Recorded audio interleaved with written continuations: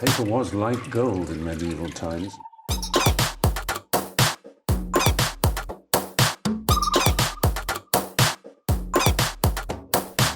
Oh, not tobacco, sugar. That everything we thought we knew about the world might turn out to be completely wrong.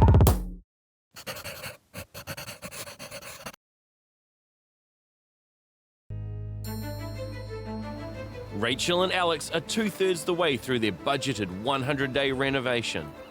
And with demolition almost complete and a roof on the second story, they should be focusing on creating their dream home. But with Rachel still recovering from her emergency dash to the hospital, her ongoing health issues are adding to the stress of the renovation. It's one of these things that we live with. It's always stressful, especially not knowing when and if it's going to happen, and knowing that it can be fatal. It's very serious. But touch wood, at the moment, you know, I'm okay this time, so we'll just have to see how things go. Right, frozen food, bedside light, sheets, check. Go whilst you can. Go while I can. See you at some point. Yeah. Bye. Bye. See ya. It's a relief not living on the site, but it's actually still quite hard. Boxes and suitcases and stuff everywhere, and it's really taking its toll on me.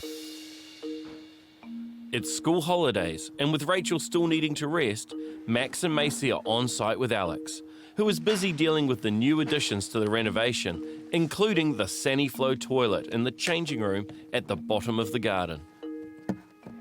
What we're doing is we're going to be putting a pump in, which is going to sit behind the toilet. The pipe work will come out in 20 mil. The pipe will increase to 25 mil, and that horizontal run is going to go down into your sewage. With the Saniflow toilet going into the shed, I can actually now remove the last toilet from our bathroom. Plan is I'm going to do all that tonight, so that tomorrow it's blank canvas for our plumber and also Kelsey to start putting the bathroom back. And with the kitchen and dining area now the only areas left untouched, they've decided to refresh the whole room, sanding the floors, increasing storage, and replacing the kitchen benchtop. You start adding all this new stuff, which looks brand new and fantastic. So the things that we weren't going to touch, like the kitchen, start to look not quite tip-top. So let's find the money, which I guess we take out the contingency, and give the kitchen a bit of a facelift. And while renovating the kitchen now is the right decision, it does swallow up a chunk of the contingency budget, which Alex will need if the renovation runs over time. But with the mains cable booked in and the ducting for the second floor heat pumps being installed, they are still close to finishing on time. Master painters are already painting the original exterior, as well as priming the new hardy board, which is perfect timing for Kelsey, who just had a visit from the council. Before you can clad, put the weatherboards on, the council has to have a look and just make sure they're okay, that all the building paper's been properly installed, all the window tapes are on, the cavity battens are all in, and there's like a closure at the bottom, they've got to inspect that. That all went well, so we're into the cladding now, which is good. It's a busy day with the jib plasterboard delivery, and with little room to move, it needs to be spread throughout the house. Downstairs, Alex is demolishing the last bathroom, and he's uncovering more issues with the 85-year-old house. Look, it's got water damage, and it just turns to this kind of mess. What we're having is a fully tiled bathroom. So it has to be waterproofed, but underneath the waterproofing needs to go exterior plywood, so it's waterproof, which means even if there is a leak, you don't get the floor swelling up and the tiles literally just popping up. Me doing this job saves Kelsey or Nathan doing this job, which saves money. So that's why I'm doing it. With the bathroom ready for Kelsey, Alex can turn his attention to the window joinery. The original supplier cancelled at the last minute, and Donnie from West Pine Joinery stepped in to help Alex complete on time and on budget, and he's already making great progress. This is one of our windows. This is brilliant. Is it a mixture of different timbers? What are they made of? We use cedar for a couple of reasons. The main reason is for stability. Yeah. Okay, it's the most stable product for timber joinery.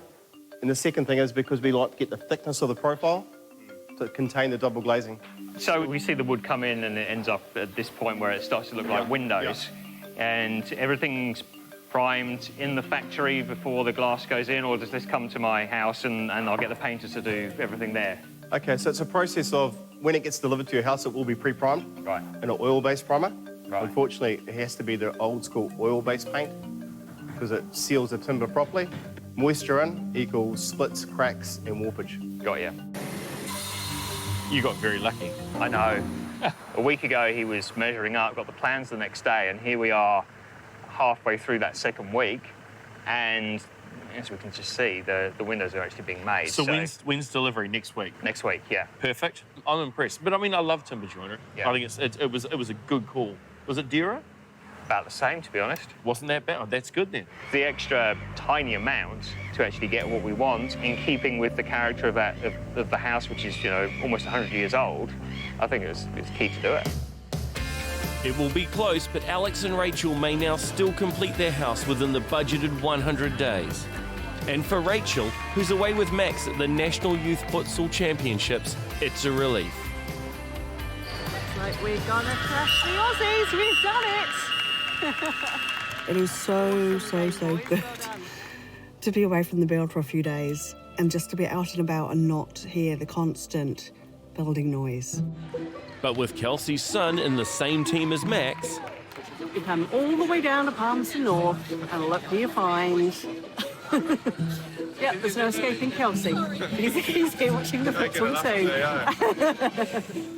My boy and Max, Alex and Rachel's boy are both, they're good friends and they play in the same football team. So yeah, we've known them, I don't know, for probably 5, 6 years now, yeah.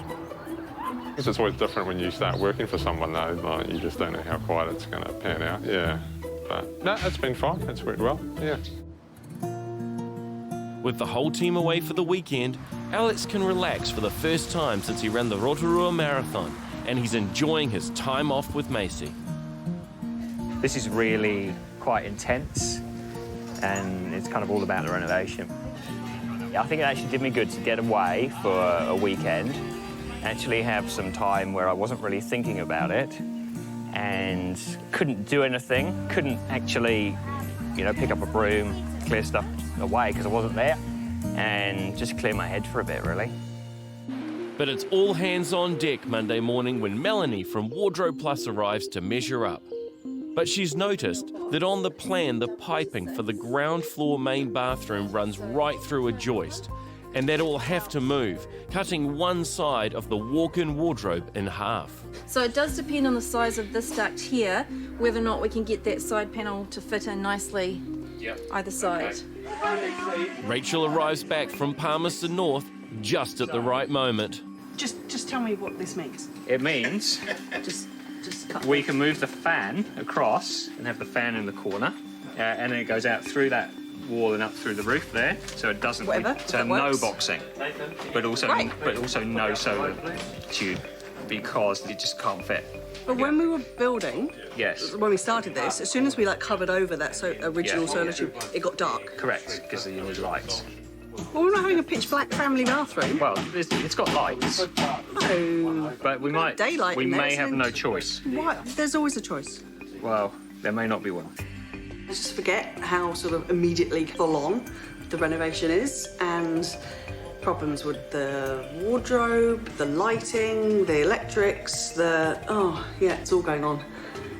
And I was thinking back to my lovely peaceful hotel room in Palmerston North and wishing I was still there.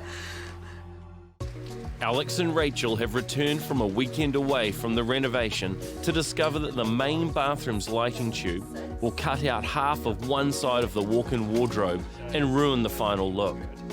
With Melanie from Wardrobes Plus and electrician Dean, we have all gone down to the ground floor to find a solution. We can't have an internal bathroom with no natural light in some I think form. we can because I don't think we we've can. lived with it for 3 months.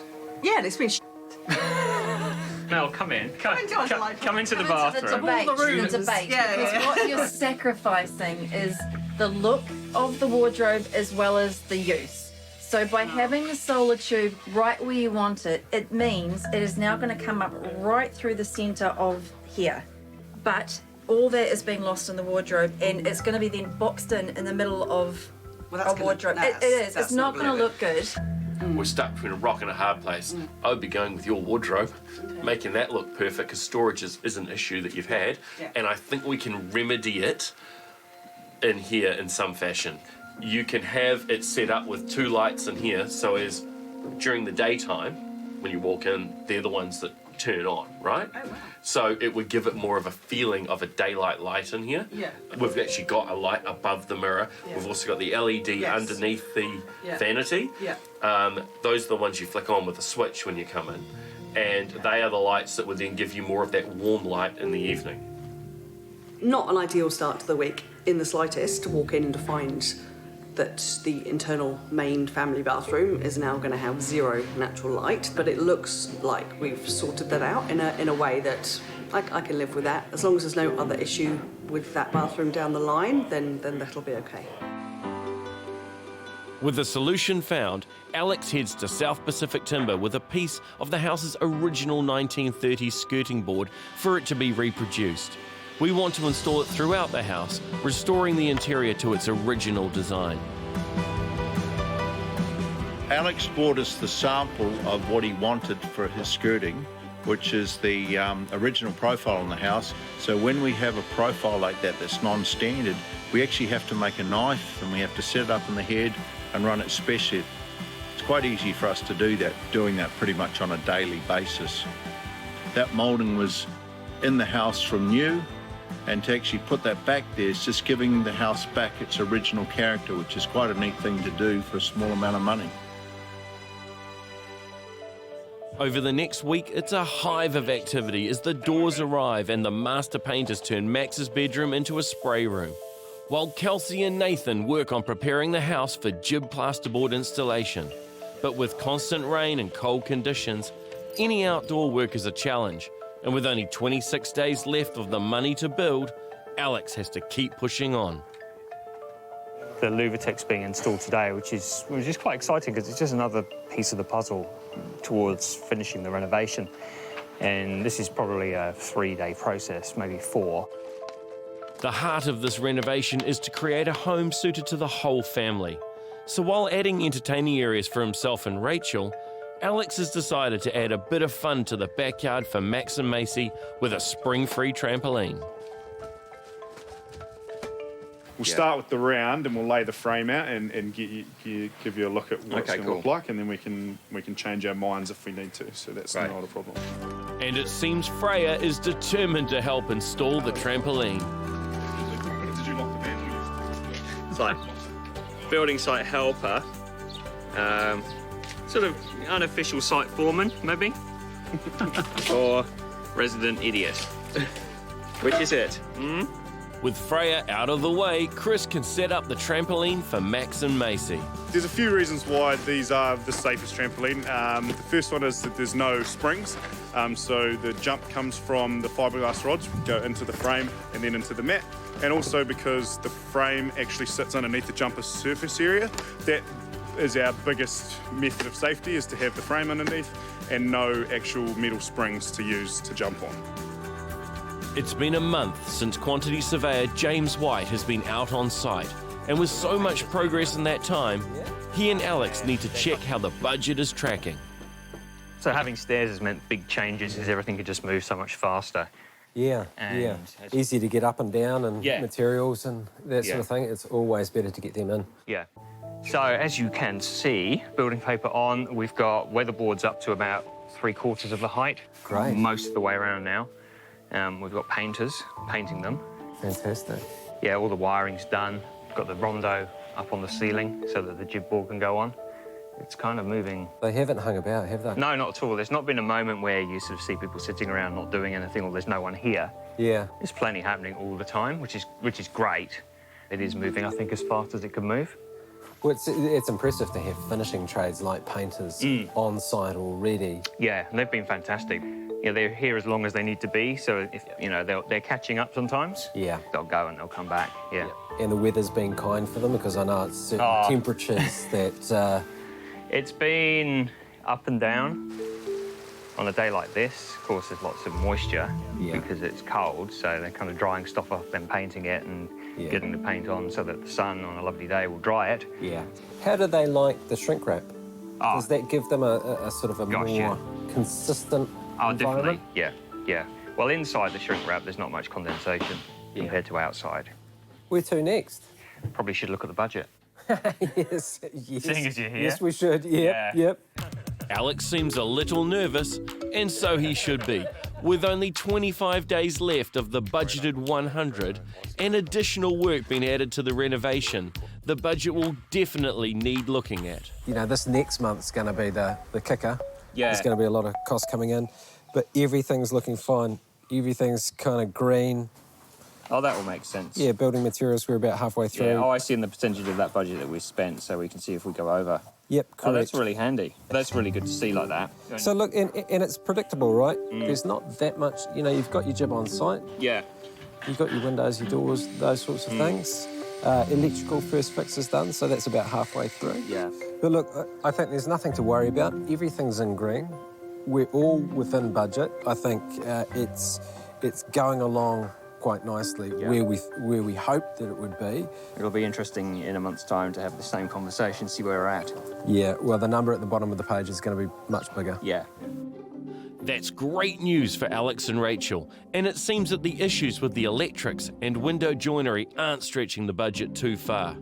And despite the weather, master painters are finishing the ground floor quickly, and Mike has had a thought about the panels at the front of the house. Paint that in the scarf as well. Oh, okay. I'll see what he says. Yeah. By him, he means me, and I love it. Nice work. Upstairs, Kelsey works on the trusses that will tie into the old roof, and it's caused an issue with the original house. Do you reckon we're going to need a new ceiling? Yeah. Yeah? Now that we're pulling like all these back up, and the ceiling's almost staying where it was originally. Yeah. Just popping all the glue and screws out. So how far off the joists there. Yeah. Some of the ceilings, which are pretty much just hanging on now, they'll probably fall down just if we look at them too hard. I mean, I don't know how many years I've been working there. The worst thing I've ever done. At least it's memorable. Yeah. There's a lot of worse things ever on this job, which is good, isn't it? Yeah. Well, the frustration is things keep shifting a little bit. You got to do it properly, but it's just every time I talk to somebody, it just sounds like it's expensive. We are now 3/4 of the way through Alex and Rachel's renovation of their Hibiscus Coast home. And the jib cove arrives ready to be installed after the plasterboard. We're sort of running out of space to put stuff because everything's coming to be installed, which is fantastic, but the irony is the house is too small for all this stuff. With the original ceilings now needing to be replaced, it will have to be stored until the rooms are ready, which means demolition time. Even though Alex went through and diligently screwed everything back up, they're just a mess. We're going to see, but this should have come down a long time ago. I've just cut a plug out around there so when the ceiling comes down, it doesn't jiggery poke the light fitting. I might break a bit more out. And I'm just going to take a bit around the heat pump. Oh. Well, down she came. There was not much holding that up. What the? Jeez, what has happened to our lounge? Ceiling has come down. Hamish, what have you done? General consensus has been that from painters, builders, everyone, that the ceilings were too badly damaged in here. Are you kidding me? No. The thing with it is there's been so much roof work go on that the whole end of that far corner just fell down. So to try and fix it is going to cost more in time and labour and stopping than it is to put new sheets up and just stop around there. You'll get a better result. Can't believe you got something. We didn't plan for this. That's not where it ends. No. They've said that the Seriously? the hallway. Shut up. Yeah, have a look at the ceiling in the hallway and you can see why it needs to go. It can't be fixed. Are you for real? I'm for real. The guest room ceiling needs to go. No! And Macy's ceiling is shot as well because it's fibrous plaster and can't be fixed up. Yep. The funny thing is, Gibboard's relatively cost effective. So, yeah, and you know, you're putting all your beautiful new architraves up around the top, you know what I mean? And so suddenly it's like, well, I think that you'd finish everything and turn around and go, damn it. Whereas now you'll go, damn it, and a month after it's finished, you won't even think about it. I like how Alex didn't tell you we're taking the ceilings down. Alex did not mention that at all. You know, we're co-project managers. Yes, remember that? Yes, Remember that? I remember the co-project. Yeah. And in case you're wondering where Alex is during all of this, he was wandering around the background, quietly avoiding the conversation. Thanks for letting me take the heat, Alex. And while he and I remove all the screws he carefully put in 2 weeks ago, the builder Kelsey is having far less fun in the main bathroom as he prepares the joists for flooring, and the house is definitely showing its 85 years. Cut all these joists down 14 mil to make it all work. And unfortunately there's a whole lot of nails in there, which we can't, so gotta get rid of them. Perfect. One of the biggest challenges has been just dealing with walls that are out of plumb, places out of level, floors, existing floors are out of level. You know, when we've pulled them apart, they haven't been built that well, or they're so far out that we've had to replace. That's another day with Kelsey not working on the second floor, and the extra time will have to come out of the contingency budget.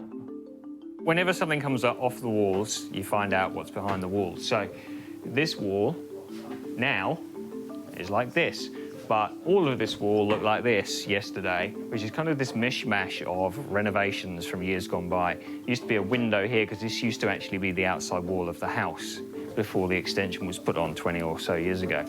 This is actually the most demolished room in the house because, like all the bathrooms, it's going to be fully tiled, fully waterproofed, so you kind of have to strip it back to the bones.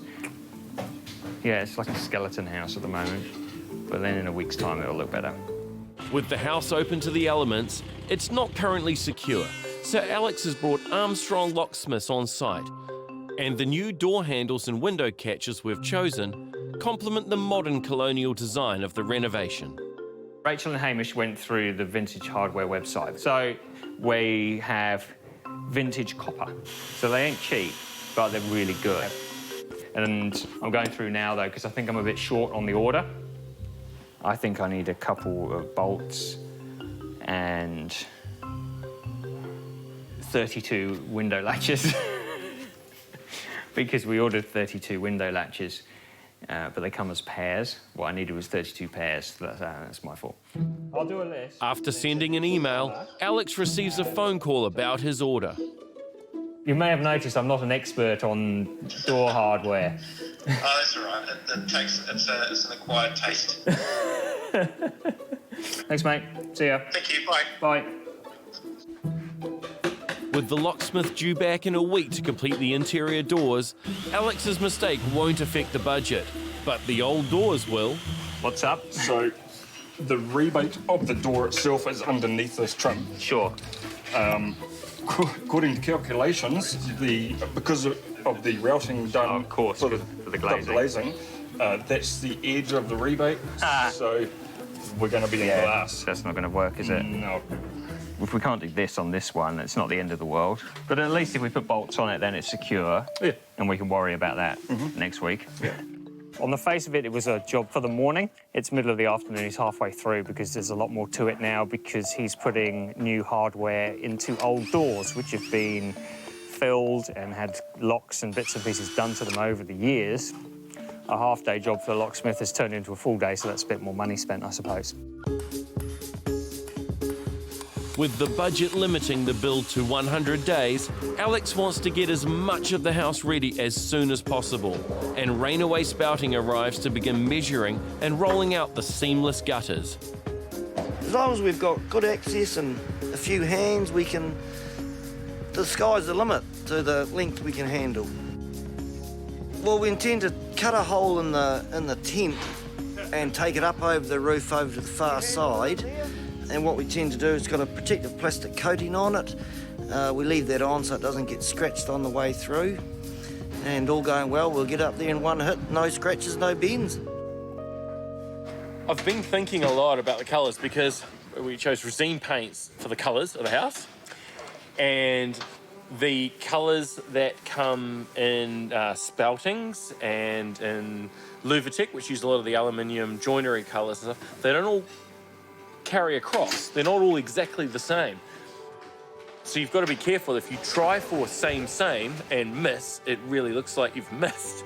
So sometimes you've got to try a little bit further afield. And in this case, the colour that was going to look the best with the downpipes against the weatherboard colour was this darker grey, and it was also needed to be a colour that was going to foil nicely against the roof, because the roof is black. So everything's working. I'm happy.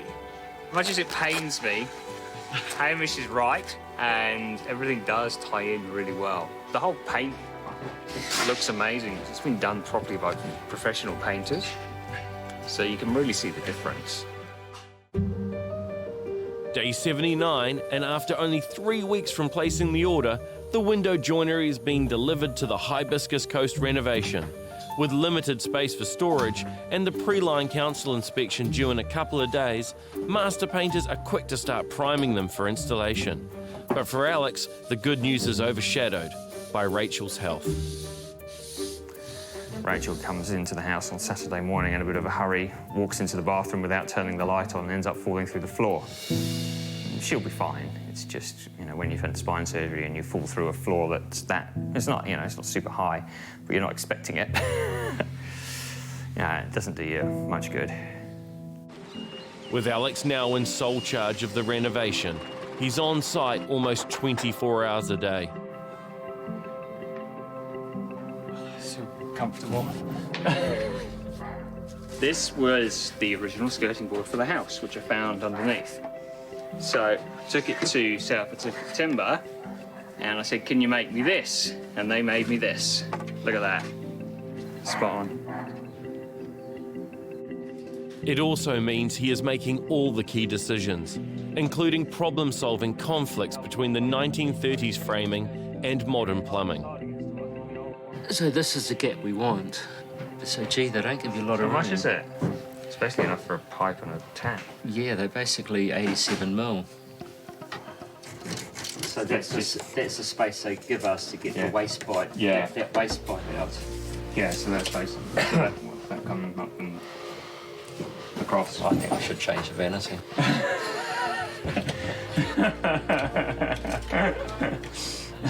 So that'll muck up your stud. New plan. Yeah, we'll have to cut the stud out to get the waste in the correct. Yeah.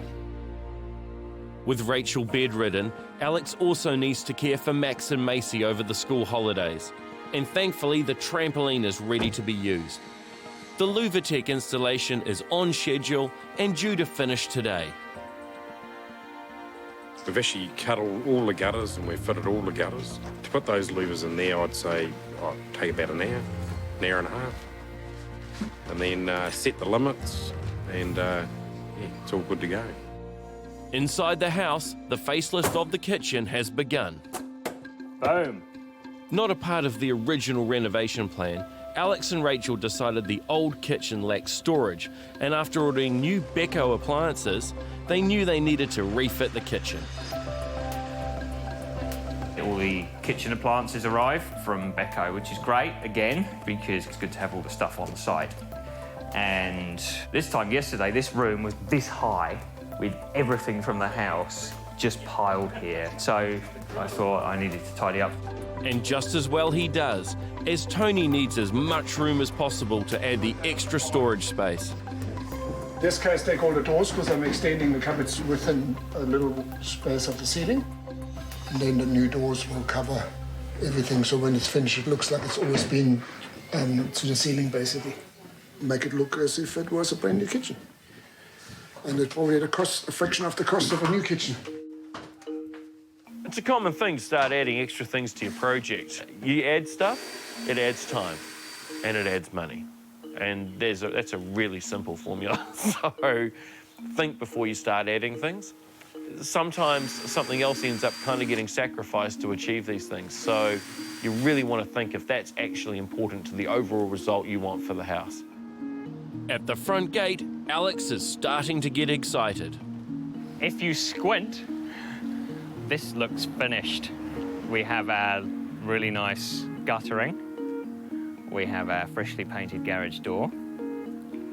We have our sensor in for our new light, which is here. So no longer do we arrive in the dark, to the dark.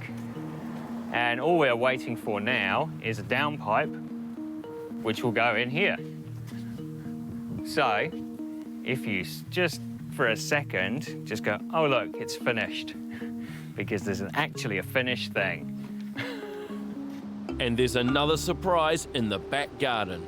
Oh, this is done, which has taken a few days because we've got that raking line there. So usually it's square or rectangular or something like that. This is not. So, and we needed that to follow the fence line to get out to where the spa will go. So this is very cool. Yeah. It's great to see the exterior design elements coming together, and I hope the interior will look just as good. Upstairs, there's more progress as the windows have been installed. But tomorrow is the council's pre-line inspection, and Alex hasn't confirmed the cosy wall insulation yet. Upstairs with insulation, just the walls, or does he need to do the ceiling as well tomorrow for the inspector? The ceiling should be done. Right. Yeah. Okay. Although in saying that, he can possibly get it on a post line. Right. I'd have to ask him. Yeah. Because they can actually get up and see it, whereas the walls, once they're chipped, obviously they can't see that again. So, right. yeah. I mean, it depends on the inspector. Like, if they're here doing it, and he sees all the insulation and the way to start, they're normally pretty, should be okay with it. But then again, some of them are pedantic and want to see it all in. So. Yeah, it depends who you get. Yeah. Inspectors, when's Inspectors booked for the afternoon, so I won't know till the morning. Okay. We're going to be under the gun tomorrow to get all that insulation in. And it's not an overly complicated process, but you've got to do it properly. So it's also coming to a bit of a crescendo, which is exciting because you can see the finish line. While Alex might be able to see the finish line, he's still weeks away from the family moving back in. But when Wade and his team arrive to install the insulation early the next morning, it's a stroke of luck Alex and Rachel desperately need. So today we're doing the external walls, and we've chosen earth wool glass wool for the product. Standard installation in Auckland would be a 2.2, what we call an R2.2, but for you today we're installing an R2.6, which is towards the upper end of performance. So that's just like a measurement of how much insulation power it has? Yep, absolutely. Right. The higher the RV, R basically stands for resistance, so the higher that number, the better resistance, keeps the heat in. The beauty of it too is that we're also going to be able to use the 2.6 for your acoustic walls. Oh, okay. So upstairs to help, stop some noise transfer between the bathrooms and things like that. Yeah. So trying to maximise things as much as we can, and just really making the most of the product choice that we've got. And Alex is keen to try and install it himself. It's quite a high density bat, so you need to make sure your cut's quite accurate. Okay, so sit it in on two sides. Yeah. And then what you're going to do is line it up with just a couple of mil past the actual outside of the cavity. Yeah. Line it up, run it the whole way down. Nice cut. That comes away, and then that one sits inside. Sweet. Okay. Cool. Right, try a nice easy cavity. Got any knives? So we go like, this is quite a tight fit. I'm just going to take that out because I can't actually do it. You're making us look good, that's great. I think you should leave this one to the experts, Alex. The insulation RVs. It's a big step forward in the whole process. Pretty much every day there seems to be another milestone that happens, and with everything that happens you feel like you're another step closer to the finish line of actually getting this renovation finished. In 100 days, I think we're pushing it. Everything can't happen right now, but it all needs to happen right now. It's quite frustrating. The council inspector has just been on site at Alex and Rachel's renovation to check the insulation in the walls, and there's good news all round. So that is now approved, which is fantastic. It means we can go ahead with getting all the jib board onto all the walls and the ceilings upstairs. Whilst the building inspector was here, He also signed off all the plumbing in all 3 bathrooms. And it just means that Kelsey and Nathan can carry on with putting the floor down and making good the 2 downstairs bathrooms. And then you get the floor inspected and all signed off, then we get the tiler in, then we can have a bathroom, which will be amazing. And there's good news on the home front as well, with Rachel now able to manage her back pain. But on top of her emergency stay in hospital for a separate issue, it's made her reassess her role in the renovation. Having had spine surgery, I do have quite bad issues with my back, and to fall through the hole in the floor into the soil, I couldn't move. Luckily, didn't need to go back to hospital for that this time, but means a lot of pain for me. And again, bed rest, pain relief, can't be on the site, can't help physically with anything. I know Alex finds it very hard, obviously, and he's got a lot to cope with the build and work and kids and now looking after me as well. So it's hard. It means I have to take a step back from the build, but I know Alex is going to do a good job and he'll keep on top of things. After Kelsey had to replace the original bathroom's walls and floors, he has fallen behind on the 2nd floor, and Alex has decided to bring in help. Because there's all these things that need to happen before something else can happen. A lot of it hinges around the builders, but they can only move so fast. So we decided to get in some contractors who will come and fix all the jib board to all the ceilings and walls. It's the middle of the afternoon on the day before I want to get those installers in, so I don't know if we will get them tomorrow. Hopefully they can, but I mean, I guess big picture, if it's delayed another day, it's not the end of the world. Early the next morning, Alex leaves for a meeting in the city. And with another stroke of good luck, the jib plasterboard installers arrive on site and begin lining the rooms. And there's more progress on the street as the mains power cable is finally replaced, with electrician Dean on site to assist. The mains coming into the house were basically too low, so you could actually stand on the front deck and you could actually grab hold of the mains cable. So we actually basically had to disconnect that and take it to the top story. With the Louvertech now finished, the landscaping can begin. And after 81 days of heavy construction, the garden desperately needs some tender, loving care. And my friend and colleague, Jules Moore, has designed an easy care colonial Parisian paradise. Jules's plan is to line the path into the back garden with Buxus balls and plant sculptures. The outdoor dining area will sit under the large trees, and screens will frame its sides, as well as hiding the tree trunks. And with Rachel's love of citrus in mind, a Tahitian lime will be in a wine barrel within easy picking distance of the outdoor dining area. In the pool area, the palms will be infill with a number of plants that can withstand being close to the pool, giving it a subtropical feel. Today, Jules is starting with the outdoor dining area. The objective today, excavate all this, bring in some hard fill, compact it, bring in the pavers and do a wet cast paving in this area. And that's a pretty big goal, ambitious, but I think we'll do it today. But she soon discovers that nothing is easy on this renovation. So we've just realised we've got a bit of a problem. Got quite a different gap from one end of the concrete to the other. In fact, it's well over, it's about 60 mil, isn't it, guys? This side, and when we get to the other end, nothing. I feel that if we can put a gap of about 100 mil of Mondo between the paving and the concrete, I think that'll soften it. And also, we've got the Liriope on the other side, so it'll kind of tie in as well, so that'll make a nice transition. With such quick thinking, it won't take the landscaping team long to finish the dining area. Should we get this out? Yep. I'll grab one. And Alex returns home in time to help unload the concrete and to check on the kitchen's progress.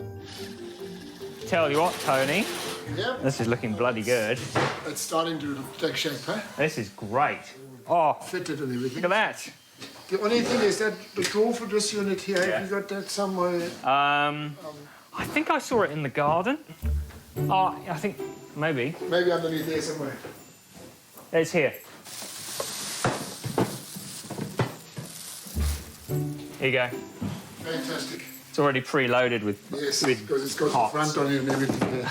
All yours. It's just maybe an adjustment. This is not in the garden. And he heads upstairs to see how the plasterboard fixers have got on. Holy cow. This is incredible.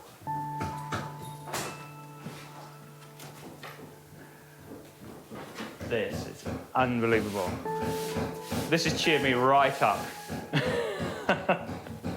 This morning, I was going off to work thinking, oh, I don't even know if we're actually going to get the fixers here today because we gave them literally 2 hours notice at the end of yesterday. I thought potentially we wouldn't have any fixers. We'd lose Jim, our plasterer, because he wouldn't have anything to do, so he's going to have to go off and do something and earn some money, you know? And here we are. This is amazing.